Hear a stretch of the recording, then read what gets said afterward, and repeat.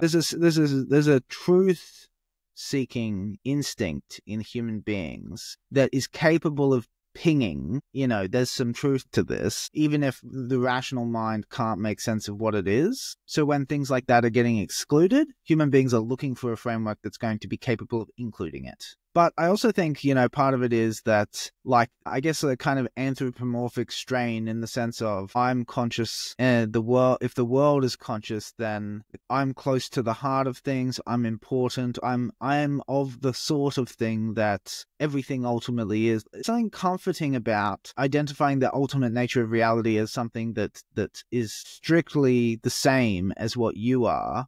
There's something about that appeals to human sensibilities. And also it gives us, for example, if existence is consciousness, then it completely assuages death anxiety, right? When I die, rather than sort of vanishing into inert matter, machinations of matter where I'm absorbed back into this larger whole, which I was always just a manifestation of, and that is me, and I am that, and there's no fundamental difference between what I am now and what I will be then, except the scope. And so I think there's a few different reasons that make it a very attractive hypothesis, but I would offer that most of those reasons don't stand up to epistemological scrutiny.